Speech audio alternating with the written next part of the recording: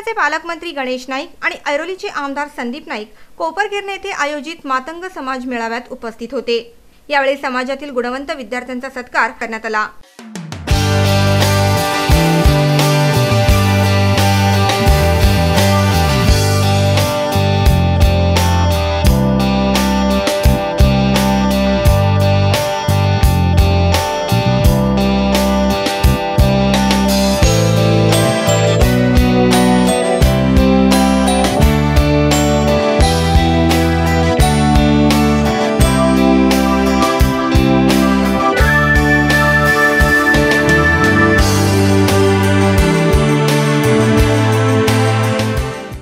पत्रकारांशी बोलताना ठाणे जिल्ह्याचे पालकमंत्री गणेश नाईक यांनी लोकशाहीर अण्णाभाऊ साठे यांच्या कार्याचं कौतुक केलं। या ठिकाणी मातंग समाजाच्या नाही तर सर्वच पददलितांच्या विकासाकरता ज्या अण्णाभाऊंनी जीवाचं रान केलं, त्यांची दुःख समाजासमोर मांडली, त्या अण्णाभाऊ साठेंची जयंती साजरी होत असताना समाजामध्ये गरिबांसाठी काम करणाऱ्या लोकांचा सन्मान झाला।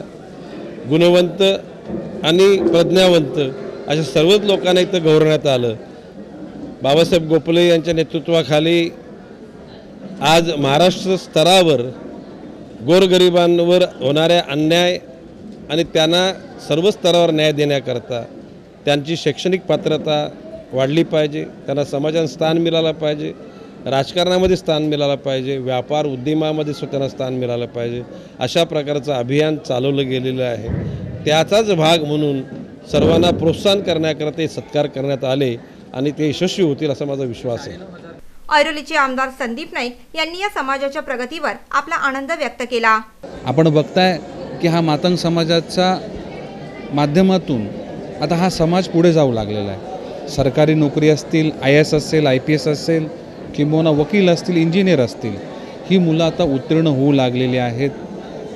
यांना जर चांगलं मार्गदर्शन मिळालं, यांना जर आर्थिक पाठबळ मिळालं, तर ह्या समाजाचा विकास हा गतीनं होऊ शकेल। ब्युरो रिपोर्ट NMTV बातमीपत्र।